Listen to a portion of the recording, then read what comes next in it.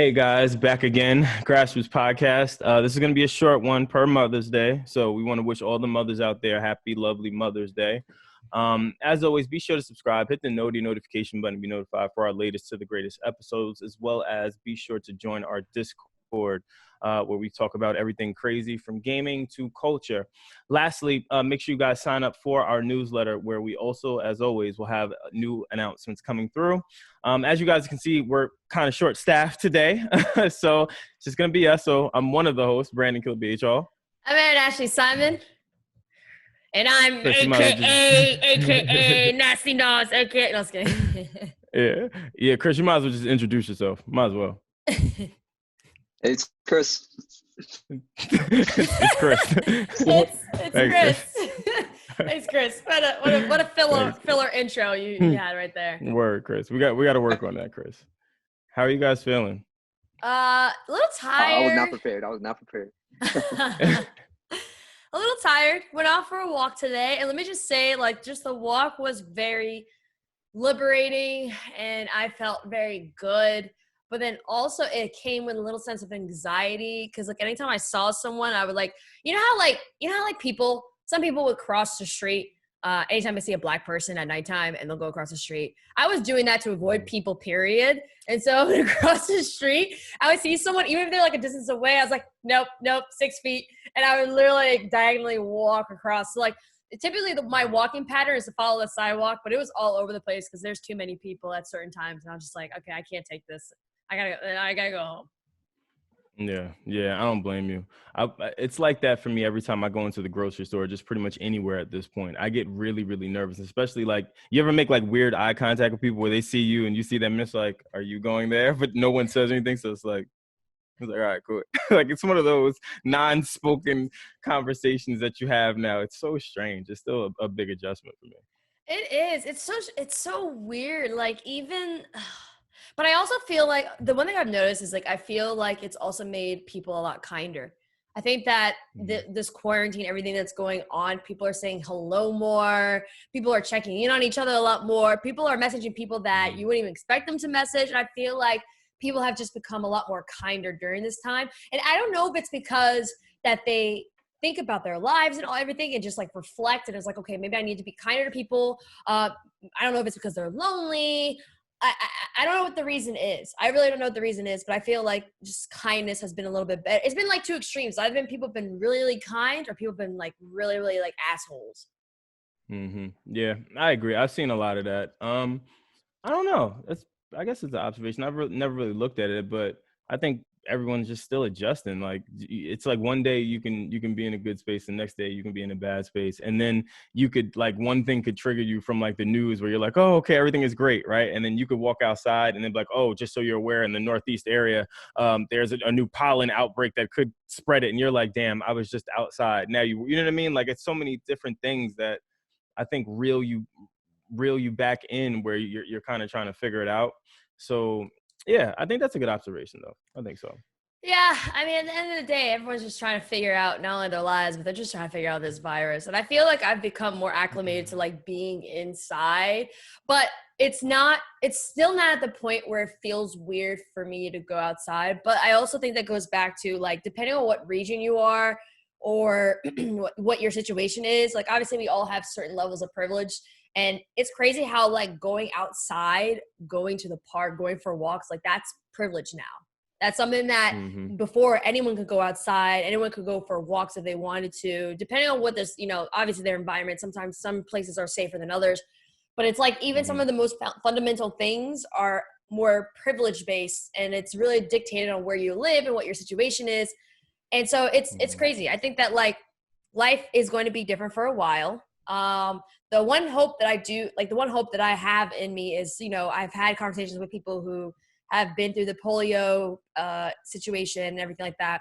And at the end of the day, if you look at history, things do go back to some sort of normalcy. May not be the same way as before, but it will go back to some form of normalcy.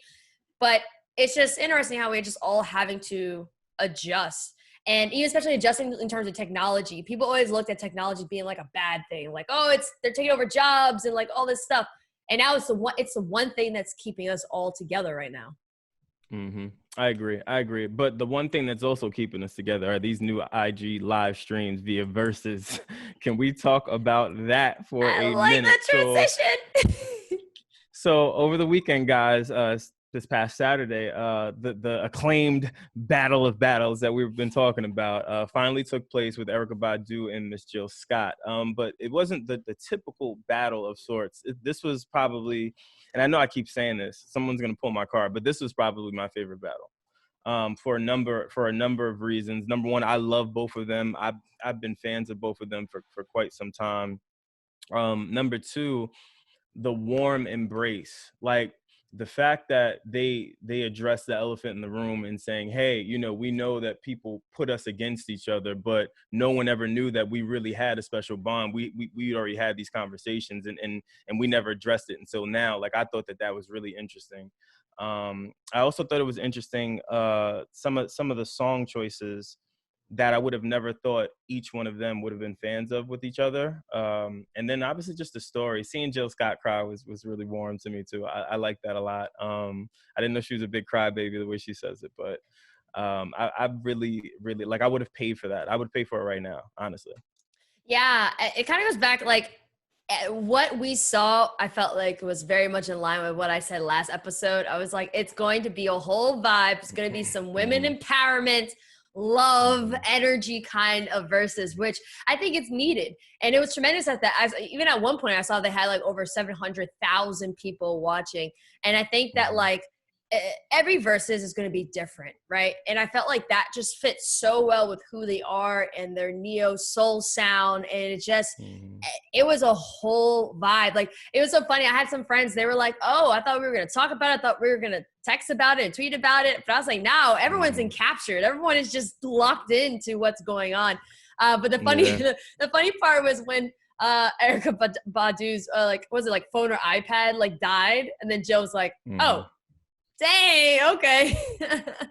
But it just shows like they weren't even like, everyone gets so in like involved in it so much that like even Erykah Badu forgot to charge. Yeah, well, no. She said in the stream that she was charging it as she was doing the stream. It's just for whatever reason her iPad wasn't taking the charge. So she was like, all right, well, if it cuts off, I'll be back. But the beautiful thing for me, even in that moment where I think everyone was waiting for Tyrone. I called it. I was like, yo, she hasn't played Tyrone yet. And I'm like, the way you got to end this, especially coming off of Jill Scott's record, you have to play Tyrone you really got to play Tyrone, but it's got to be live version. So sure enough, she plays it. And the classy Jill Scott that she is, because Erykah Badu gets cut off, she then goes and starts another live and says, hey, no, we have to hear this record, and then plays the Tyrone record, the live one too, not the album version, the live one. And I just thought that was beautiful, man. Like, it really, really, I love that. I love that. Like, she wanted her to have that moment, you know what I mean? And it's crazy. Even a lot of the firsts in this, like, I didn't know that Erykah Badu, like, she doesn't write for a lot of people, and her writing a record for Jill Scott, and then Jill Scott saying, yo, this is my first time going live. Like, I'd never gone live before until you introduced me to it. Like, Erykah Badu introduced Jill Scott to a lot of firsts, and I thought that was admirable for her to then pay homage and say, yo, like, here, like, I want you to have this moment. Like, this was amazing. So Yeah, it was remarkable to me. that was really cool. The funny part about it was like with the whole, like, obviously Tyrone, especially the live iteration, is phenomenal. But it was so funny how when people were bringing up Tyrone, they brought up Tyrone Hankerson, the Howard student who's allegedly a scammer. And so everyone was just tweeting mad photos of like, go ahead and call Tyrone, and then they had photos of him coming up. It was mad jokes. Like when Erykah's camera cut off, they were like, "Up, Tyrone got tired of that shit." He was like, "You know, you better call the light bill company or something." Yo, it was funny though, man. It was good. It was really, really good. Like, I like that. I honestly want them to change it from verses to something else. Call it like appreciation. Like, call it something else. Like, yeah.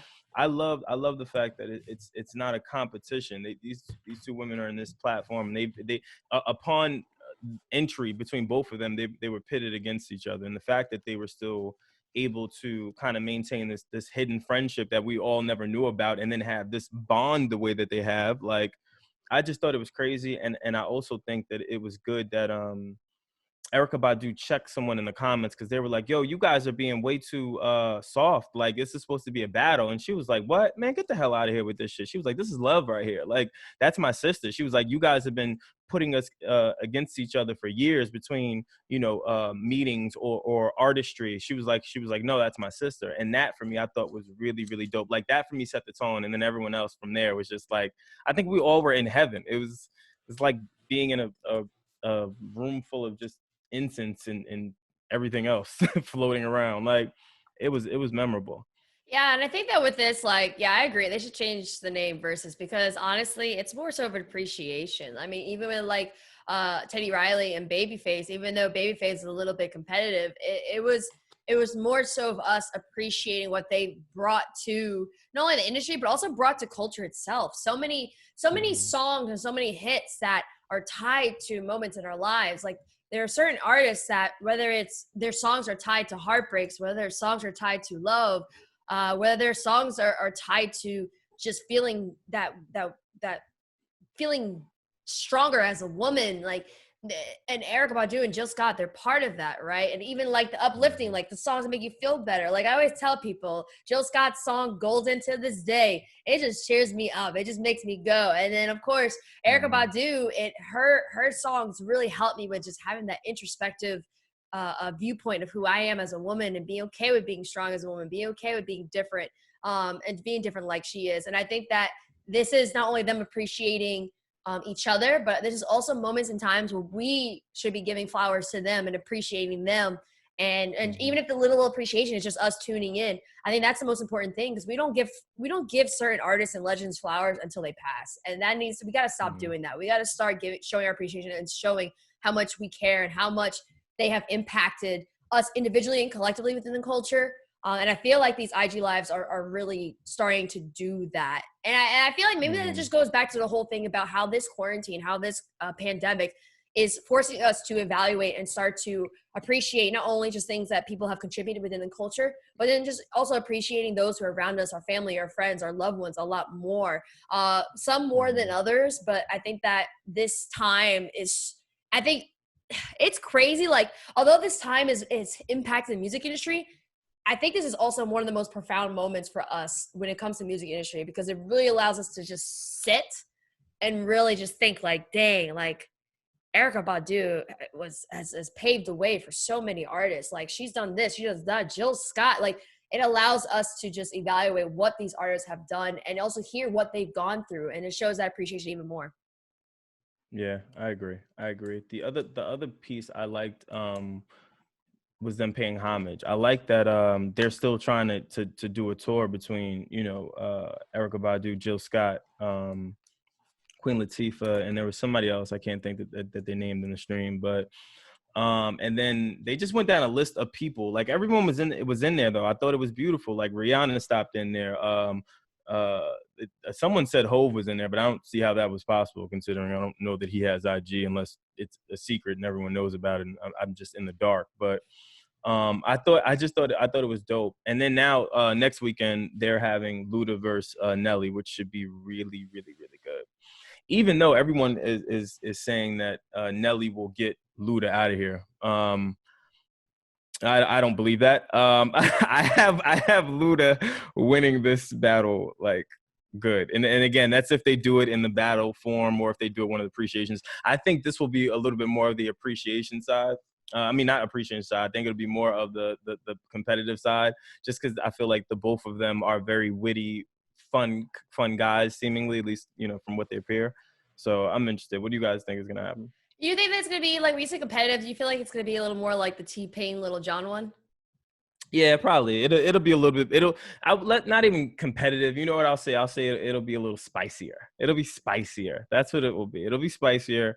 I don't think it's going to be aggressive by any means. I don't think any of them are going to be aggressive. If you notice, there is a very, very particular way of how these are being done, in the sense of, hey, we're starting out, we're explaining what it is, we're thanking Verzuz, then we're going into the stories behind the records, then we're going into maybe some banter here and there, and then we're on the clock. So it's very programmed, which I like. It does, even with it being programmed, it still feels and looks very organic.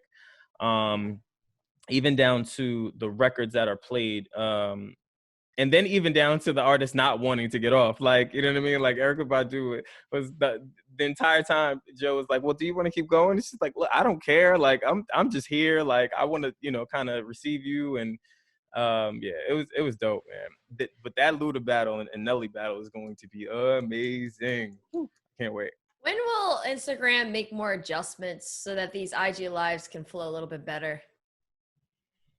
You know what it is? I think once we're out of this whole COVID adjustment period, and whenever we get back to normal life, whatever normal life is, I think they'll reassess what happened with a lot of the hiccups that they've had between, Teddy Riley's, between, but in a lot of these as well, though,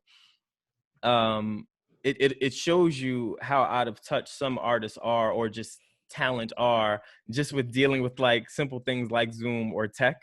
So it's like a lot of people are having to adjust. I think it's on both ends. I think it's from the artist perspective, or whomever is utilizing the platforms. And then it's on Instagram's behalf to be like, okay, hey, well, we clearly, if I'm in Instagram, it's like, I know that this is now a thing. This Verzuz thing is big. You have other people going live and doing big numbers too. Hey, maybe we need to make sure that this is stable.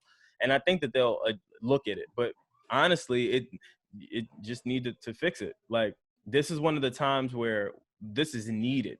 You know what I mean? Like, 700,000 people were in that stream last night. And that was maybe at a high point. I stayed there.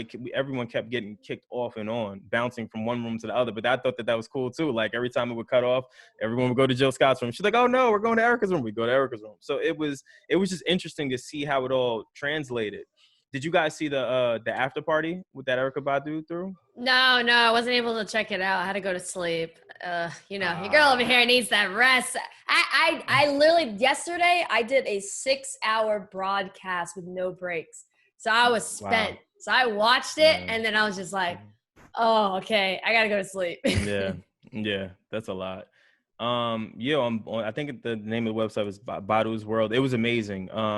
She introed the commercial to Badu's Pussy, which is really, really dope. The commercial is fire. The commercial is fire. It's very, very fire. She's acting in it. She's very funny in it. She gives off like pimp vibes, but she's trying to pimp selling the perfume pussy. So it's pretty funny. I also like the cinematography of it. It's very, very artsy. It's got an antique feel, but the reason why I like the after party is because you don't even feel like you transition. Like, as you watch the after party, it then transitioned into her showcasing a bunch of DJs. And two of the DJs that I saw were amazing. It was these young girls, like the youngest DJ in the world. And I'd never seen a DJ, number one, that young. But I've never seen a DJ mix and cut records without headphones on. Like, she was literally doing it off of turntables. I've never seen that. And I'm talking blending, I'm talking sequencing, I'm talking sound. Like, most people, DJing, you gotta hear what you're doing. She was doing it like with just on turntables. I'd never seen that. Then there was another girl that they showcased, which was really good. I can't think of her name. I'll say it at some point. But she had a very retro feel as well. Like, she built this antique studio, I guess, in her home that looks like a record studio, and she was spinning off vinyl records, like antique vinyl records. Wow. On IG Live, like the same way D Nice spins, where he's probably using Serato or whatever he uses. She was using antique records, and you see her just going to the shelf, getting the records, putting them on, and she was going like it. Yeah, that last night, probably like one of the best musical weekends I've experienced in my home in quite some time, honestly. It's crazy. I feel like these experiences are going to change the way that not only do we consume music, but change the way that music experiences are dealt, right? I think that, like, before, a lot of people the experiences that have been so sentimental to them have been like concerts and live shows and stuff like that. But the energy from these IG lives, I feel like is similar. I mean, obviously it's not exactly the same as seeing the artist live in person, but it was so personal, intimate. It was more intimate than if they did a show, like a live concert show. And I feel like I'm wondering if how the industry is going to make that adjustment towards implementing some things like this, where they're going to have to still do some live performances and live IG live sessions like this, because we're not going to go back to going straight to like full on festivals and concerts yet. But I feel like this is something that shouldn't leave. I think that they should have these intimate experiences. And of course the labels are going to try and figure out ways how to monetize it, just like most businesses are trying to do that. Right. But I think that I think artists are starting to realize that there are other ways and there's more intricate ways for them to get closer to their fans, to feel more personal and closer to other artists. And the one thing I love about this is like the fact that they can't even use technology, some of them, I think it's amazing. I love it because it humanizes them. It shows that they're relatable. It shows they're just like you and I. Like, granted, they're very talented and they're very amazing at what they do, but they also are, I was laughing because I'm like, yo, some of them, like my grandma knows how to use IG Live better than them. Like, this is crazy. And I laughed about it, but I think that that's a good thing. And I think that like at the end of the day, what this quarantine and just everything that's going on content-wise should teach everyone is that we're all humans at the end of the day. We're all human beings. We all have feelings. Some of us are better at technology than others. And even some of the most famous people don't even know how to do basic stuff like IG Lives or even flip the camera on the phone. And I think that's phenomenal. And I hope that this would help people to change their perspective, especially change their the perspective in the music industry, because you and I know like they have this standard for artists where it's like, oh, you have to seem perfect, or you have to seem super sexy, or you have to seem this way or that way. I think these IG lives are proving that you don't. Like, this is just, that was a standard that the label industries put on the artist. And I feel like most consumers just really want to get to know the acts for who they are. They don't care, I mean, of course, there's sex appeal and all these different things that obviously are instrumental. But I think overall, I think that honestly, the music labels, I feel like underestimate consumers. They underestimate and feel like that, they have to present artists this way or that way. But I think that there are certain consumers, and there's a good amount of people just want to know at the end of the day that, oh, wow, this person is dope. They're opening up. They're just like me. And it's going to help change the perceptions of certain artists during this time, honestly. I think for artists that don't figure out a way to adjust once like labels and I guess just consumers adjust to this new way of consuming music, I think a lot of those artists are going to get left behind, just because everyone is gravitating to something to connect with. And even upon them gravitating to it, it's the obscure things like Instagram Live, like House Party, like TikTok, like all of these things that you would have never thought would be a place or an outlet for some people has now become a major outlet for them to either release some stress, express themselves, or to create something that maybe they're not even what they are, but it's an escape. You know what I mean? And I think for artists, it's especially for the ones that aren't really as savvy, they're gonna have a hard time adjusting to it. So if I'm an artist, I would be learning. I'd be learning all that I could, honestly. I think at the end of the day, it's part of it obviously is being tech savvy, but I think also it's not quite about being tech savvy. It's about doing and showing and presenting the content in the way that works best for you. I think because like, for example, we've seen IG Live, right? The second that D-Nice did it, like every DJ now is on IG Live, which I'm not throwing any shade towards. But I think that people don't realize is, okay, well, what's different about your IG Live compared to someone else? And especially the millions of followers. Yeah. Well, D-Nice though didn't have 1 million followers. He started out with like 200,000. I know, I'm joking. But yeah, having 1 million followers does help, But I would say that the one thing I would say about that, dang it, you made me lose my train of thought. I hate you, Brandon. So I think that the one thing about this, just the content that's being put out, is that I think it's so weird. People don't quite know how to present their identity when they are limited in terms of how they can present it, right?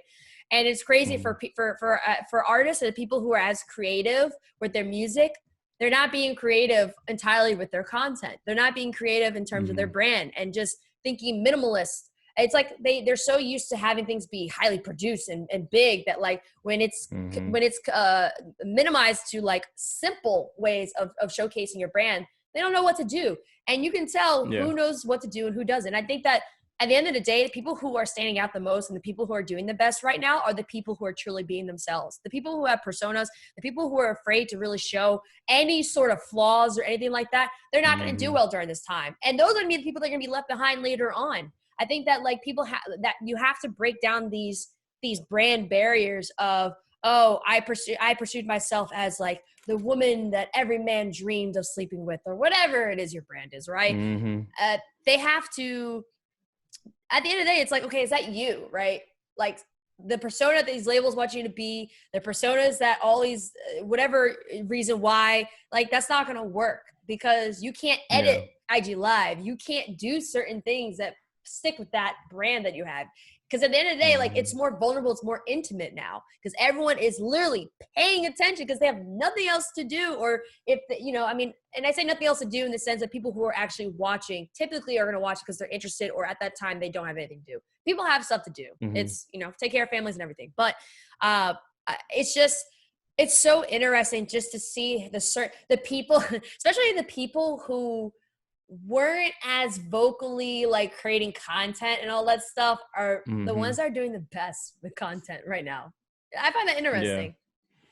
I think it's like I've been saying it. It's a good opportunity now to just be creative and just express yourself. Like I don't think that there's anything wrong with it. I agree with you. I think that obviously do whatever it is. I've seen some crazy stuff. I've seen some crazy stuff online. Like I've seen whole ass personas created. I'm like, yo, that is not you. Like I know that that's not you, but whatever. And then I've seen, wow, like I would have never thought that you would express yourself like that. Like, wow, you know what I mean? So I think I'm just looking at this as a trial period for everyone. Like I feel like this is the only way you could look at it, is a trial period, and every day will be something new. I don't really know. How's it been going for you? You've been putting out a lot more content and doing things that are a little bit outside of what, your comfort zone is. Well, it's fine. I mean, for me, it's more so in terms of not comfort zone, but getting more comfortable in the content, I guess, and how I want the content to look and how I want it to be portrayed and what I want it to mean, right? Like, I feel like there are people that push things or try to just go with like agendas, and it's not really something that embodies them. And I felt like maybe at a little part of time, I started to feel like that. And I was like, I want to put out content that makes sense for me, or just conversations that make sense for me. So for me, like my conversational pieces with no agenda or whatever, or just going IG Live, sometimes I want to connect with creators. Like maybe I had a good meeting with someone and I want to share some knowledge, or maybe I'm feeling good. I want to just play some music for people. A lot of my the people that follow me, they know they'll find new music anytime they check my page or wherever. So sometimes I just like to do that. I think I'm looking at it from a different lens in terms of, rather than trying to create content to just, I guess, I don't know. I just want the content to be what it is, like pure, if that makes sense. Does that make sense? Like I just want to express it, whatever that is. I could want to play new records and show someone how to mix a record one day, and then I could change that to maybe just want to have a conversation with someone or a friend. It doesn't, it's really no agenda. I think that's probably why I named it No Agenda, because I don't have one. I just want to express myself. So, and I'm just for people doing that. At least I'd rather people do that than being destructive or being malicious or doing unsavory things to people. I feel like there's enough of that going on in the world. I see so many just horror stories and so many just different bad things that happen in the world, and it's like things could be so much easier just with finding an outlet. So I encourage anyone to find an outlet and stick to it. Whatever gives you peace, live it. And I love it. That's where I'm at. I feel you. Wait, first, can you hear me? Am I clear? Mm-hmm. Okay. I got a new cover for my mic, so I just put it on. So I just want to make sure that you guys can hear me. Yeah, I think that like for me, for me, it's a little bit different from your journey because I've always kind of already had an idea of the kind of content that I wanted to put out and what I wanted to represent. I started doing that via IG Live, and then eventually it just started to transform into my other platforms. But I think for me, it's more so interconnecting everything that I'm doing where it makes sense. I feel like, it kind of, and it's interesting. It goes back to the conversation. Oh my gosh, I'm drawing blank. The conversation that we've had with, oh my gosh, we had so many conversations with people that I feel like I was about to sometimes say you saying the yeah, I conversation we know. had with Clinton Sparks. There you go. The conversation we had with Clinton Sparks, where it's like he's doing so many different things and it seems like it's a lot, but it's all within the ecosystem of what he wants to portray. That's the same thing for me because I feel like when I made industry changes, career changes from like the music industry or traditional sports to the music industry, then back to traditional sports, then to esports. It's like I was trying to figure out, well, I have all these different fans. I have all these different people who follow me for different reasons. So how can I interconnect everything in a way that makes sense and not have it be where it's like one platform is just this, one platform is just that. So I've been figuring out what that is. Like, of course, like with my Twitch, that's a way for me to highlight not only my friends who love gaming, but like, our gaming side for Grassroots is a way for me to highlight my passion in gaming. And then I made Instagram more of like a journal entry. Like I feel like my Instagram, I just focus on just making it more personal, allowing people to really get to know me for who I am and get to know just my thoughts. Because the one thing I've noticed, especially like, is that people like look at like what we do for Grassroots, people look at just some of the successes and they think that like, oh, wow, like everything's great. Like you guys are doing phenomenal. It's wonderful. And I'm like, oh, do you know how many times I've like, we're borderline about to cry or like wanted to punch a hole in the wall because of just some of the things that we've gone through and just what I've gone through personally. And so I wanted to open up and share that a lot more because I feel like there's not enough conversations and important conversations when it comes to speaking on mental health and speaking on just certain things and challenges that successful people go through. Because I don't like it when a successful person shows a flaw and then people just instantly bash them for it. It's like, no, everyone, no one's perfect. Like not one single person is perfect. And we all have flaws. And we all have different things that we deal with. And anytime that anyone is vulnerable enough to share it, you should appreciate that. You should hold it with care. And so I've been trying to do a lot more of that and just try to be like just all the content I do. I'm just trying to be supportive and positive because I just feel like I feel like sometimes there's not enough content in that aspect. And I also wanted to do some things that are outside of my comfort zone as well. And I think that, for me, Brandon, like before I never opened up. I never talked about anything about my life. I was like, absolutely not. And I had to do that for myself because in an interesting way, it was quite therapeutic. It allowed me to kind of reflect and evaluate certain things in my life and how I handle certain stuff.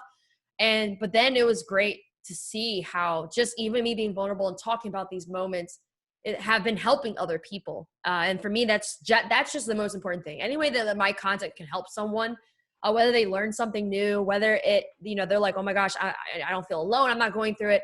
I think for me, it's the most important thing. And so like right now it's just, I don't know. I also think right now I've worked enough where I can be selective in terms of what I want to do. And it's just more so being organized and structured and putting a plan and being consistent.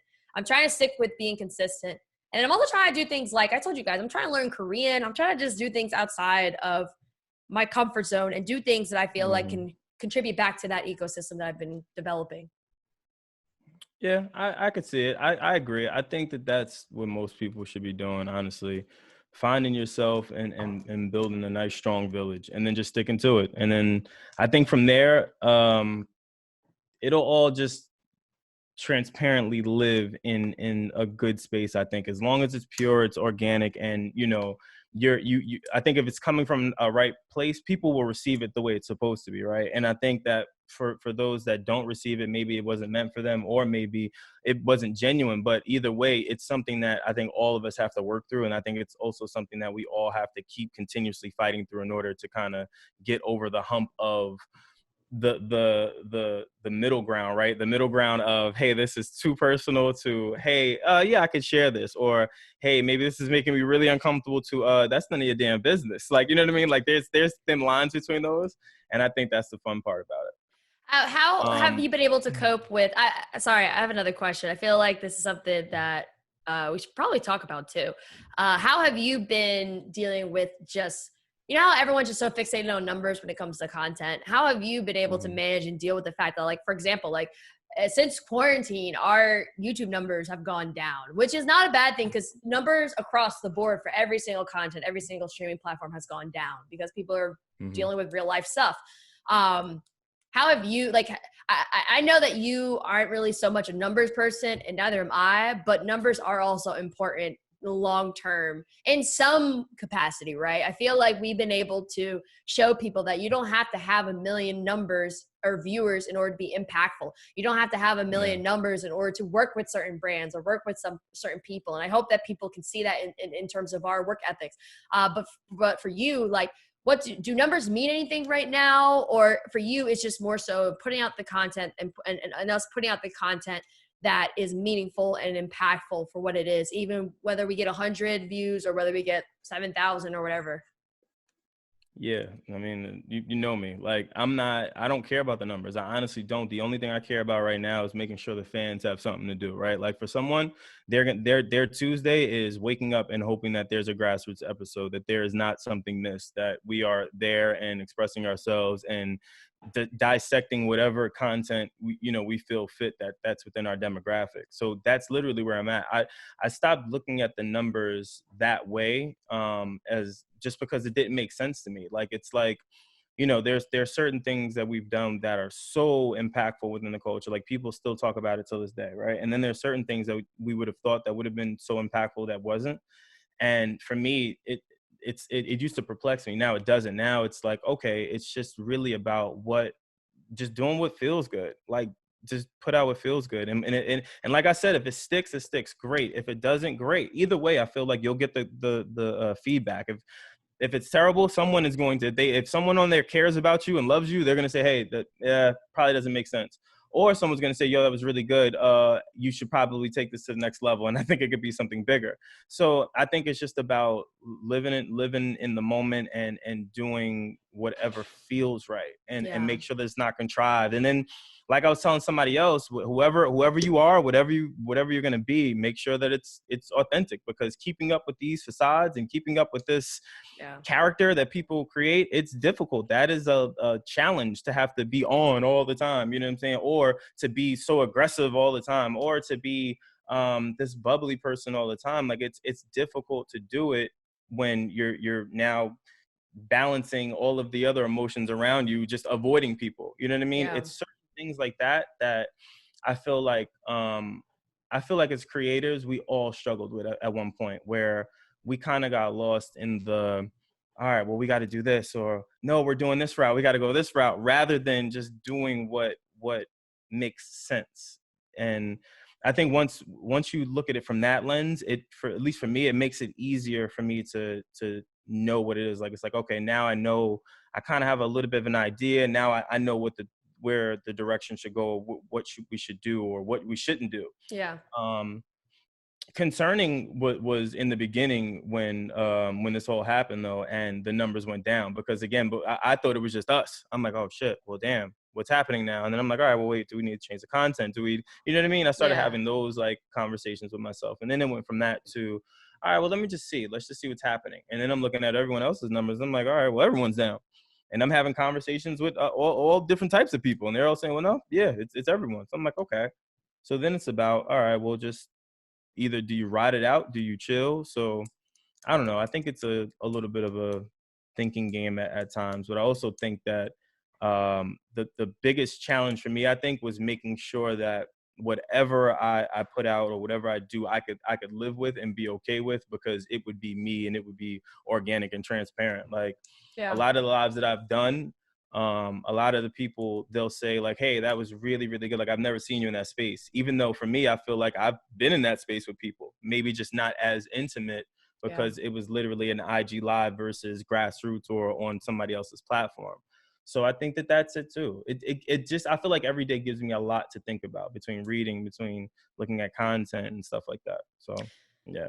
Yeah, I agree. I mean, I look at the numbers, but for me, it's not like looking at the numbers in a concerning way. I look at it as like growth, and then also just like what I'm always trying to figure out, like, what can we do better? Like, what are certain Mm-hmm. conversations that the audience wants? What are they looking for? Like, even when we made the Discord, what were certain channels that they wanted and then they can engage in, and how can we make it so Mm-hmm. that they themselves, one, feel a part of the family, and two, that they can still enjoy each other's company and feel a part. Like, we've been able to, and even like the conversation we had where we're like, okay, how do we in the most organic way bridge the gap between like our nerd and gaming side and the fans on that side with those who are on the Mm-hmm. hip hop side and stuff. And we've been figuring it out with our own Discord and just the content we've been doing.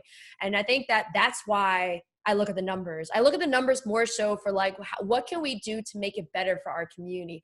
I think that a lot of times when Yeah. people look at the numbers, they'll look at it as how do I grow my numbers? And that's more of, and I wouldn't even say it's like a selfish approach, but it's a one-dimensional viewpoint where it's like, okay, what can I do so that people give something to me? When in actuality, in order to increase your numbers or to even have some even growth, it's actually about what you can provide to the other person. It's what you can provide to your Mm-hmm. community. It's how you can entertain them, how you can make them feel Yeah. good about themselves, how you can make them feel like they're not by themselves, how you can make them laugh, how it's just about what you can provide to them.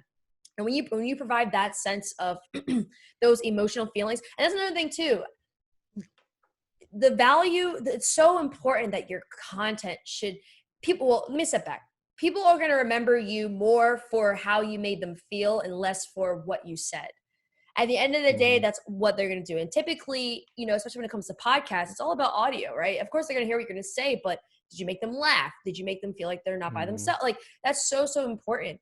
And I think that for us, it's funny because people always look at us and they'll look at our numbers first and be like, well, how did you do this? Or they may look at our numbers and be like, oh, you guys only got 300 for that. But then it's like our live show was it went packed out. It went on like 24 hours. People were still Yeah. trying to go in.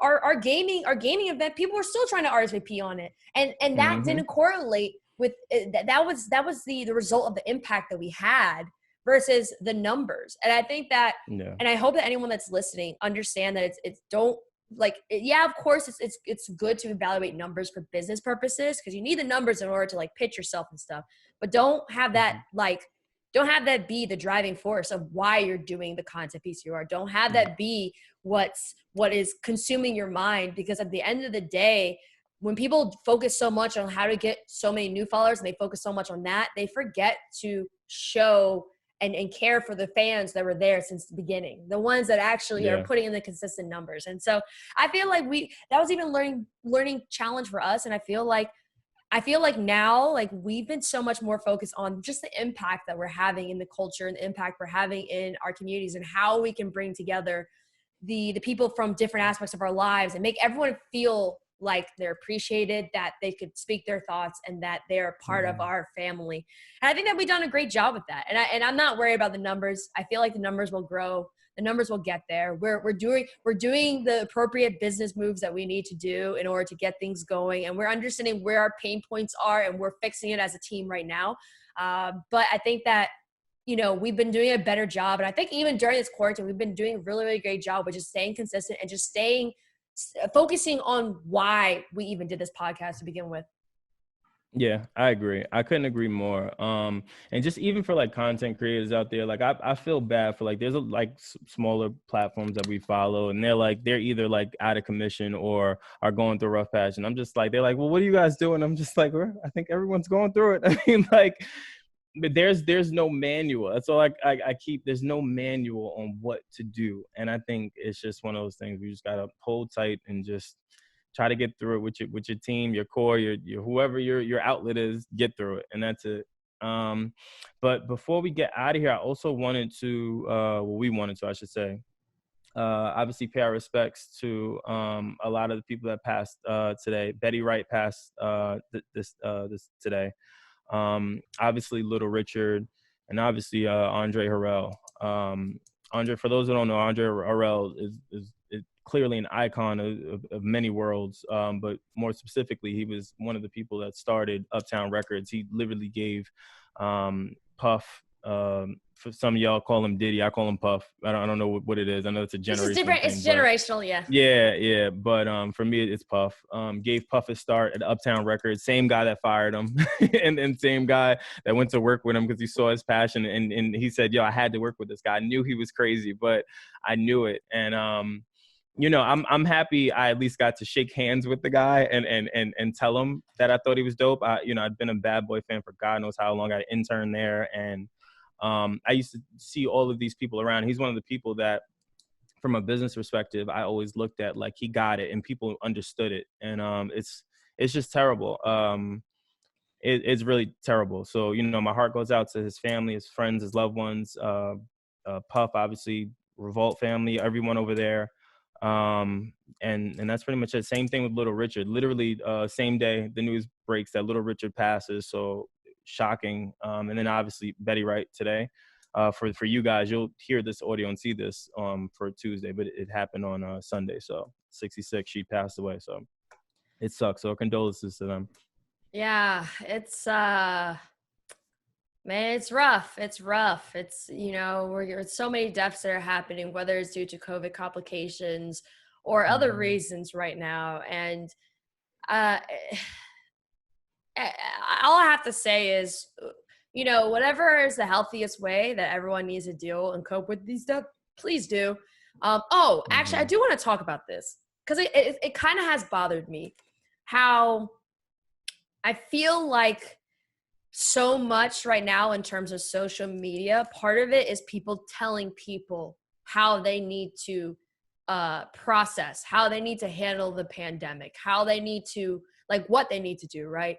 Of course, there needs to be more mindfulness from every single person, but it rubs me the wrong way how there's this whole righteousness attitude where there's people that are for so much focusing on I don't know. It's just I don't know. It's I constantly go on social media and people are like, oh, for people who are telling people that, this is a great opportunity to create content. You need to remember that there's people that don't have the time for that. And da-da. And it's just maybe they're not talking to them. Maybe they're talking to people who want to create content right now. I just think that we just have to be more mindful. Or maybe that person is trying to motivate other people to create content because that's a healthy way for them to cope with what's going on right now, is to put it towards trying to help someone else. And maybe that's the only way that they can help anyone right now.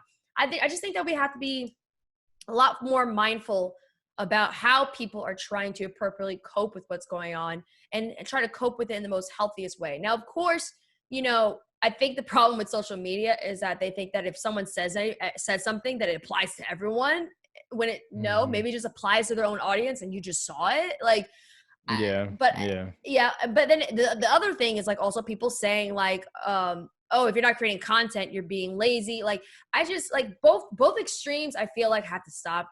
Just allow people to cope in whatever healthy way it is. I would rather someone tell me and be like, hey, if you're gonna try to create content, go and do this, or hey, if you don't want to do anything, you don't have to do anything. I'd rather them say that and do that than them using drugs right now to cope, using alcohol to cope.